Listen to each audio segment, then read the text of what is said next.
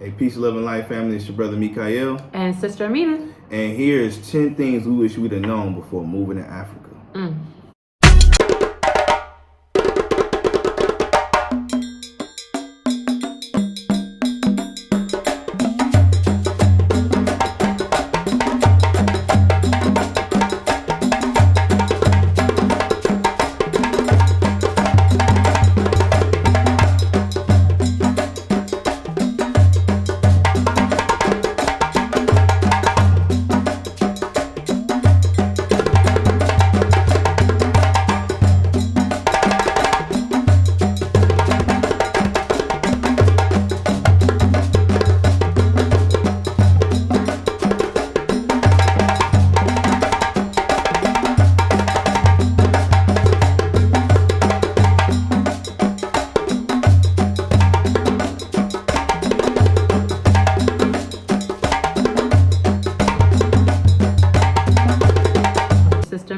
And we want to welcome you back to Keeping Up with the Africades. Please make sure you like, subscribe, comment.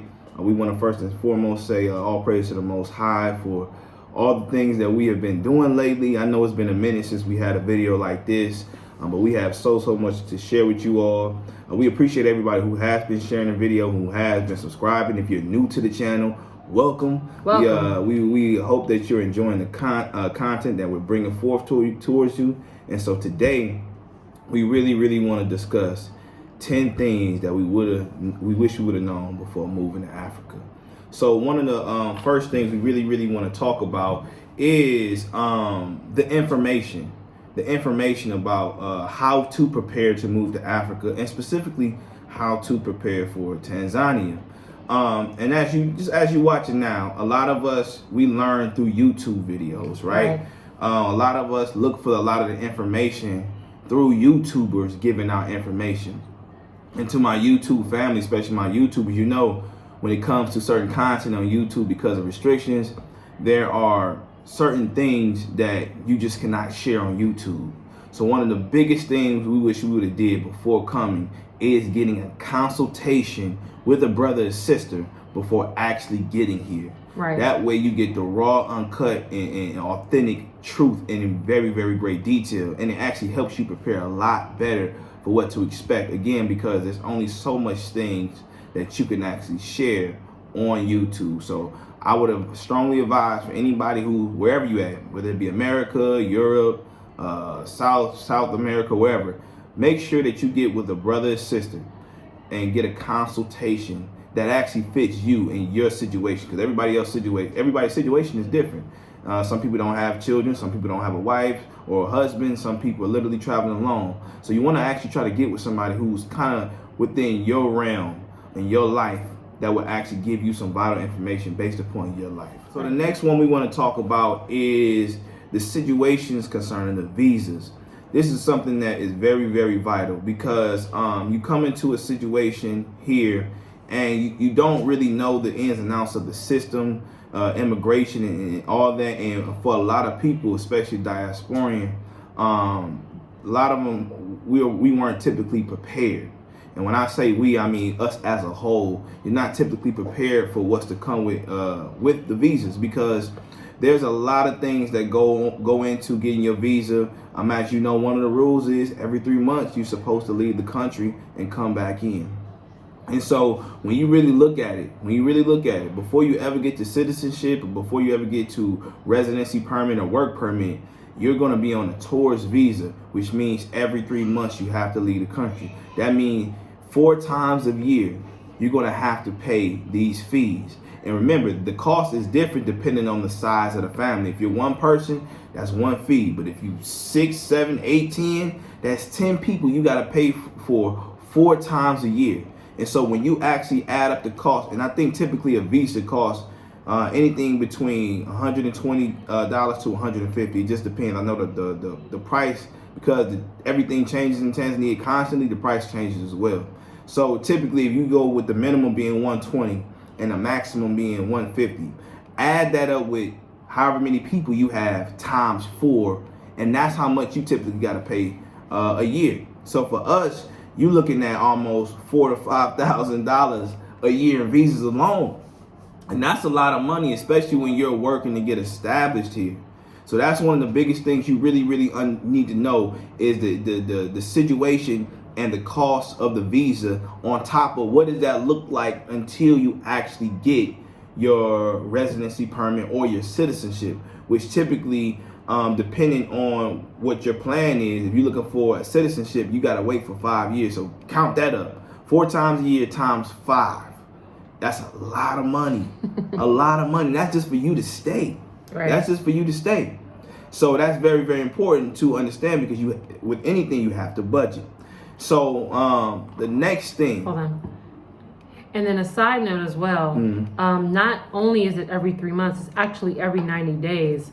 And we got very close to getting close to the cutoff, because we were thinking 3 months from the time that we got our visa. So keep in mind that it's actually 90 days from the time that you get it, so that you don't meet the deadline, and just try to stay ahead of the game when it comes to getting everything prepared and getting your stamps and getting everything situated, because you don't want to wait till the last minute. So Absolutely.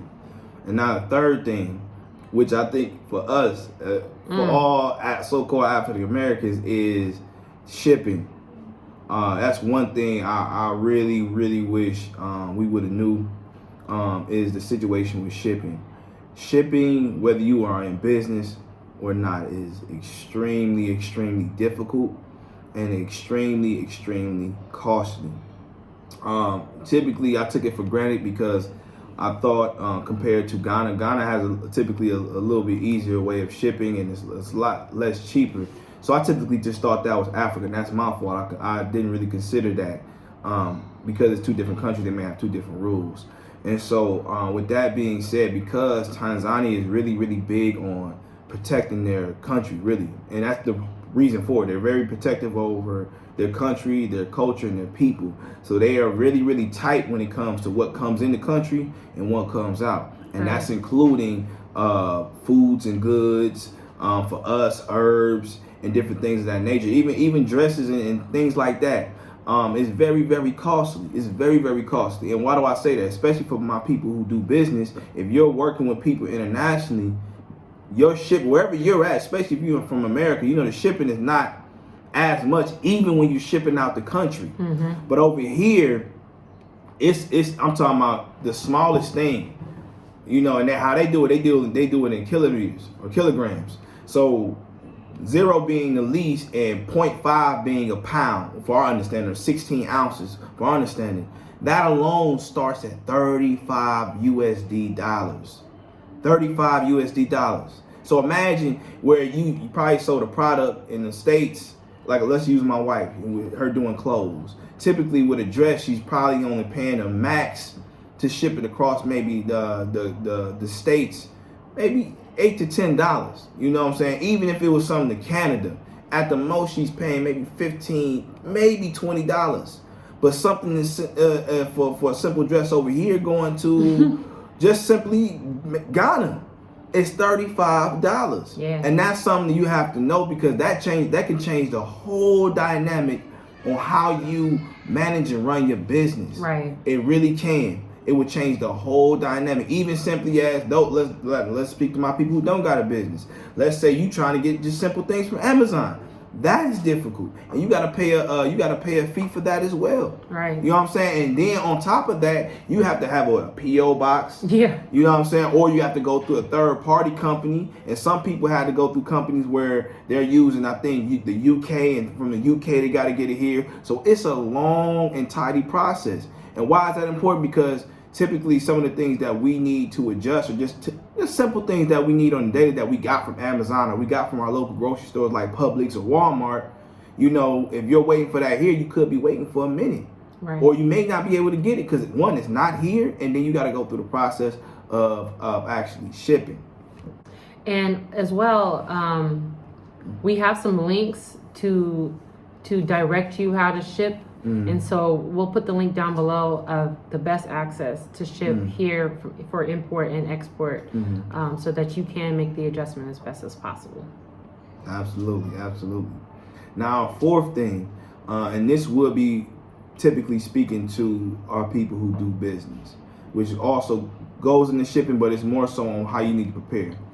what you have to understand here is that a lot of the things that we had access to in America, you got to understand America is a multi-trillion-dollar company that works with various companies. So they have various different things that you can get from different places within your own country. Right. Versus in Africa, they typically use their own goods. Now, yes, they do import and export, but mainly you're going to have their goods. So some of the things that you would be expected to get in America, you won't get here. So for me, I'll use me for an example, is that as you all know, I'm a herbalist. I'm a herbalist and I use different various herbs for healing our people. So for here, one of the things that's been tough for me is, one, the language is very important because they call their herbs or plants different names. So me saying something as simple as, do y'all have Cascar sagrada here, or do y'all have bladderwrack, or do y'all have kelp? They don't know what I'm talking about. So now I have to go into the language and find these things out. On top of that, it's not like it's companies here. These are wild plants. So that means people have to go into the forest and different things. So it could be pretty much spread out. So one of the things that I wish I would have did while getting established here was actually bring a lot of the things I needed for business, specifically my herbs.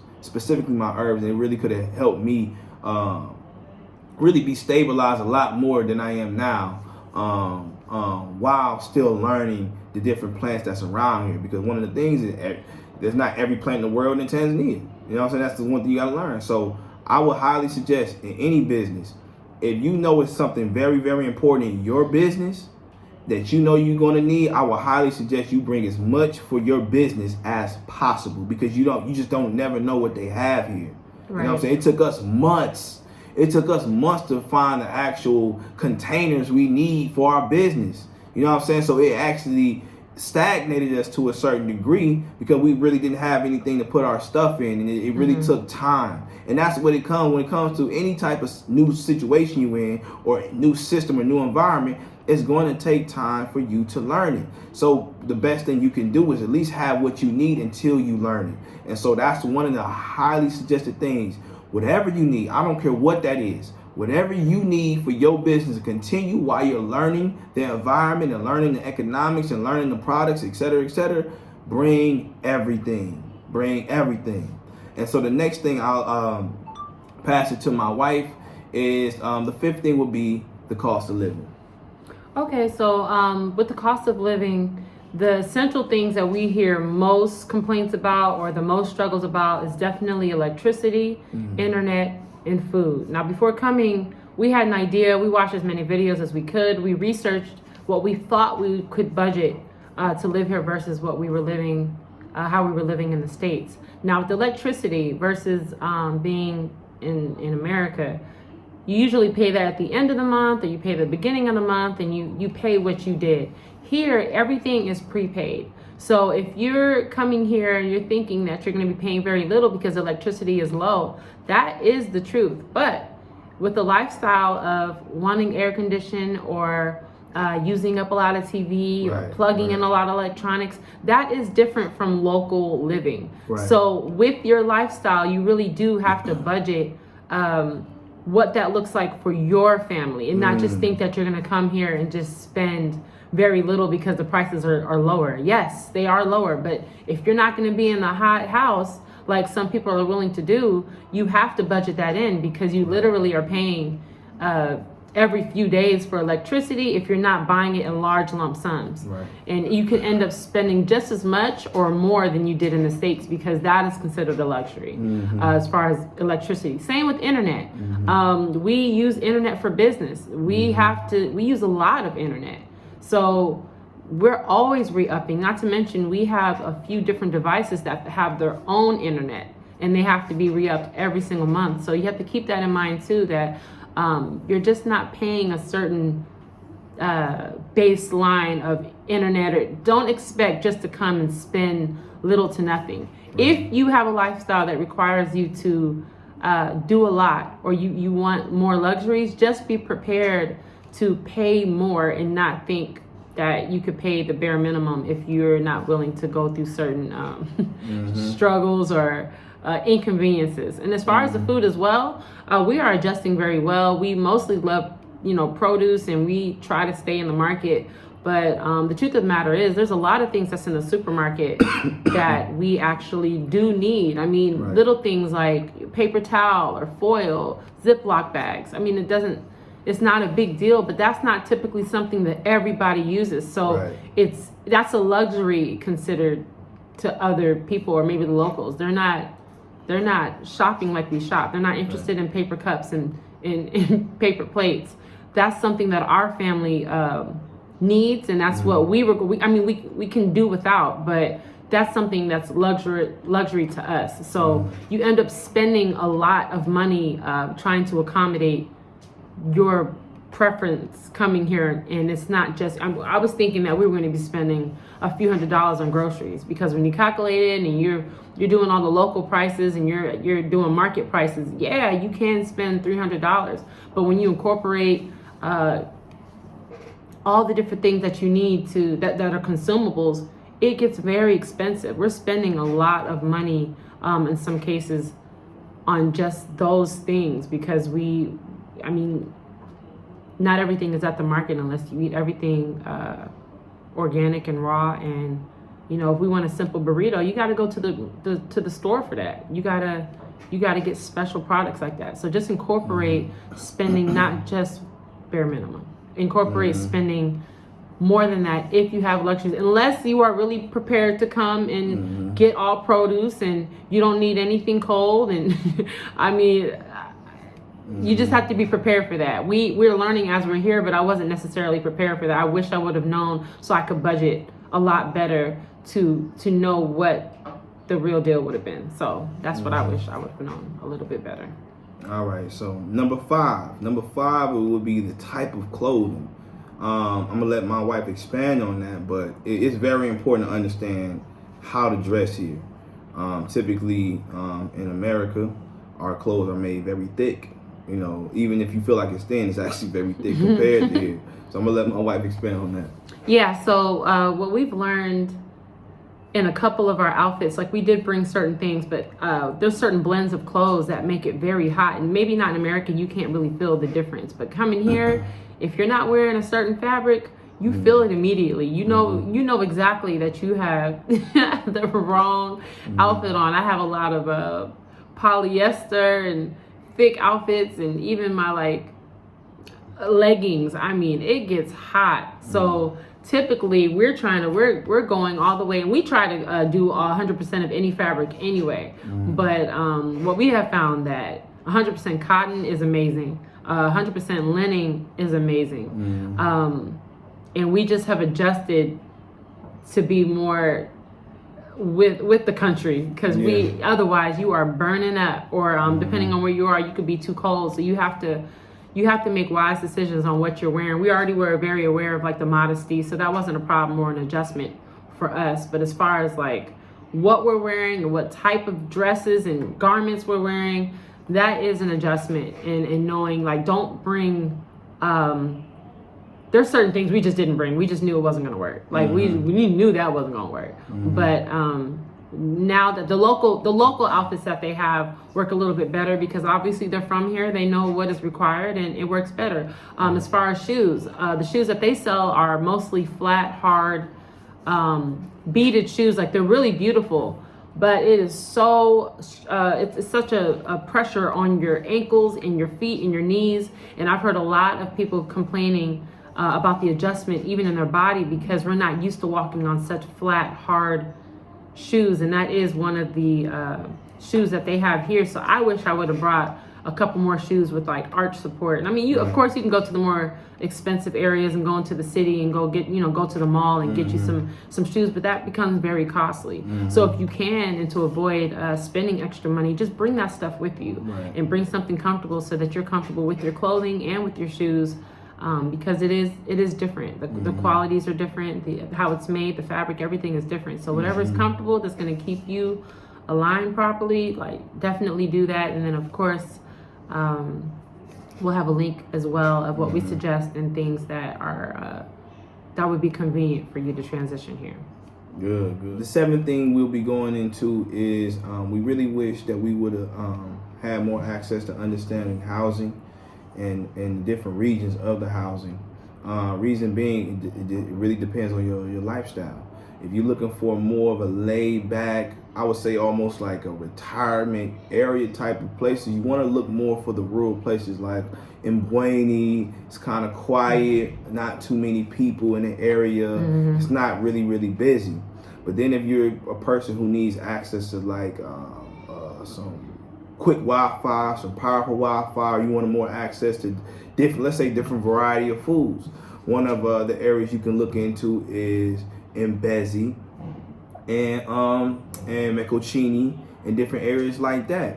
And then even concerning the housing, the further you are out from the city, the cheaper the housing is. Right. But closer you are to the city, the more expensive the housing is. But that will be a decision you have to make based upon what you're actually looking for in your certain surroundings. So like the other day we talked to a sister and she's more in the country, but what she did was make sure a lot of her stores were close to her that she can walk to because she's living on savings and she wants to make sure that she can save her money as best as possible. So what she did was she used a strategy that would work for her within her area that she could just simply walk to, get what she need, and still be able to save money. So that is really important. But if you're one of those people who, let's say, I know some people who have online jobs here or online businesses, that means you will want to have more access to an area that has quicker Wi-Fi, or even this, a lot of the electricity goes out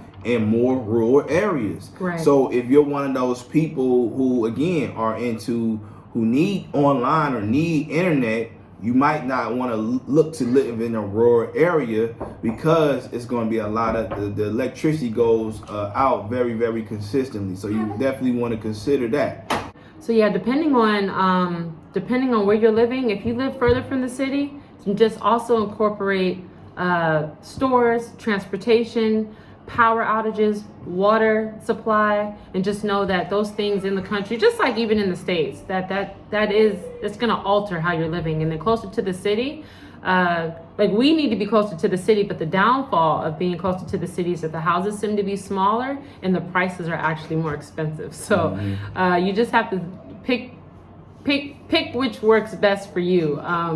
We had a beautiful house in the country, but it was really far from everything that we needed, but it was big and it was perfect for what we needed, but the pricing was a little bit off. So you just have to decide what type of living you want to do. So that brings us to number 8, which is transportation. Again, where you live really depends on the transportation experience you're going to have.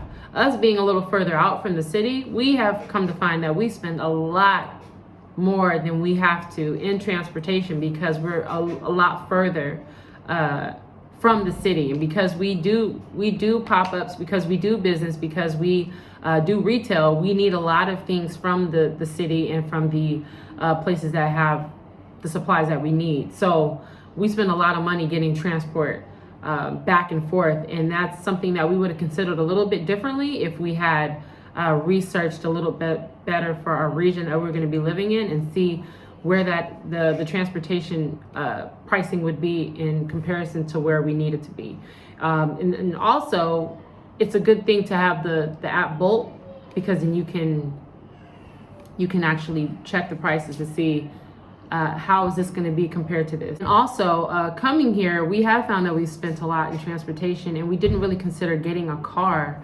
But I think that if we could do it over again, we might have consider that a lot more, because it comes out to be so much cheaper, and you can have the freedom to, if you live far, then you're just paying for gas and you've already paid for your car. So that's another thing, that before you come here, if you are concerned about spending a lot of money in transportation, like consider getting a car and look that up. They have a website called Zoom Tanzania, and that's a good way to look up areas and prices in that area, and also car prices in that area. So that's another thing to look into, so that you're spending as little as possible for transportation, because there's 3 different type of way of riding, which is a car, a bajaji, which is like a 3-wheel car type thing, and then a boda boda, which is a motorcycle, which we don't do boda bodas. We don't do the motorcycles, but it does get, there's different prices for each, but it does get costly. So just keep that in mind. And the ninth thing would be really understanding legal connections. We wish we would have established that a lot more before we got here. And what I mean by that, I mean dealing with realtors, dealing with lawyers, even transportation. And that's very important to understand because, we have to understand no matter where we go, there's capitalism everywhere. And so you always want to you got to think about yourself first, and you got to make sure that you're in the best situation. So that's one of the things that we really wish that we took more time to have before getting here. And we say that in sincerity because we typically spent a lot more money than we should have had, not having that process of establishing those connections ahead of time. And that's why we're really trying to push you all to understand that having somebody within the same realm of thought, within the diaspora, to help coach you or consult with, to understand is very important. There's only so much we are able to really share here on YouTube, and we're just being honest, because typically we really went in, we probably wouldn't have a YouTube, but but it's more to be shared on consultations because it's more raw and it's more authentic and it's more upfront and it's truly preparing your hearts. We done had plenty of people we done had consultations with, and when they got down to the end of that consultation, they were so thankful because like, man, I did not know that, right? Because we don't typically hear a lot of that on a YouTube channel, whether it be us or any other YouTuber. Right. So I'm telling you, I know, it may be a little costly for some people, but in anything you gotta pay for information one way or another. Yeah. And it's not like that people are trying to get your money, but you gotta understand, with us helping you and you helping us, we're actually helping pave the way, prepare the way. Like I've been talking to a lot of people here. We are here to help prepare the way for our people. And so that is to help give information and help you get to be in the best situation possible, so you don't have to be like, unfortunately, a lot of diasporans who are going home because they did not prepare precisely how they should have. Right. And that's a lot of that is due to lack of information. Okay. And the biggest thing is lack of faith. Just being honest. So we really drive you all to definitely book a consultation, because through a consultation, we also give you our connections. Yeah. You know what I'm saying? We connect you with your with the people, especially once you get here, which is totally free. We're giving you those people that we have built a relationship through proving, and they've shown to prove as a loyal friend that has helped us in more ways than just financially, but that's literally been there for us. So understand what comes with that. With understanding your legal connection, it can save you a lot of money. A lot of money. Why do I say that? Because, again, going to capitalism.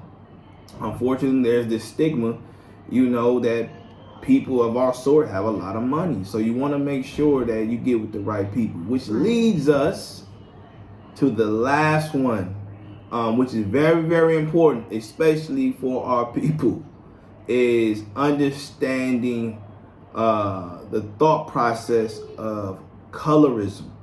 And I have to admit, for a brief moment, we got caught in the fantasy, the kumbaya, because somebody looks like us, that they're automatically our friend, or they have our best interest, let me say. And that's just not the case. Actually, it's a lot worse for us because of that, because because we've looked at our enemy or those we know who oppress us as looking different than us. We sometimes don't consider that same type of enemy looks like us. And so I would very much urge you all to get out of the colorism mindset. Don't think all skin folk is kinfolk, because you will literally get got like that. Now, all praise to the Most High through His mercy and grace. He gave us enough discernment and enough wisdom to know and see things, right, and even pull out before it was too late. You know what I'm saying? Because I'm pretty sure we would have stayed in a certain rabbit hole, we probably would have been going home ourselves. But because we believed in our God and our power, He gave us enough wisdom and discernment to just see certain things. You know what I'm saying? Even if I didn't see it, my wife saw it. And that's the importance of even having that type of connection with somebody who understands you. You know what I'm saying? And the reality is nobody's going to understand us as far as the diasporians like the diasporians. You know what I'm saying? Not to say all diasporians good. Do not get me confused with that. But there is still a sense, because you come from the same place, that you understand me a little bit better. You know what I'm saying? So I would highly suggest, do not get caught in the colorism, and test the spirit by the spirit, because people will play on your weakness, or people will play on your kindness. Let me say that. People will play on your kindness and your love for your people. You know what I'm saying? You get excited. You're in Africa. Oh, we in Africa. Everybody looks like me. The government looks like me. The money looks like me. They have a sense of having the same type of spirit, but do not get caught in that, because that is what will entrap you and send your behind right back to where you thought you was about to leave from. Right. So those are really the 10 things that we highly, highly suggest you all to consider. And those are the 10 things we wish we would have considered highly before getting here. Yeah. And like I said, that why we're bringing this, because it can save you a lot of time, yep, a lot of money, yep, a lot of frustration, yep, a lot of anger, a lot of sadness, and a lot of disappointment. And I think we understand more than most, because we are really big on working with our people, helping our people. It sometimes is very saddening and disappointing to see that just people that look like you will still try to do you like the one enemy we all can agree on, right?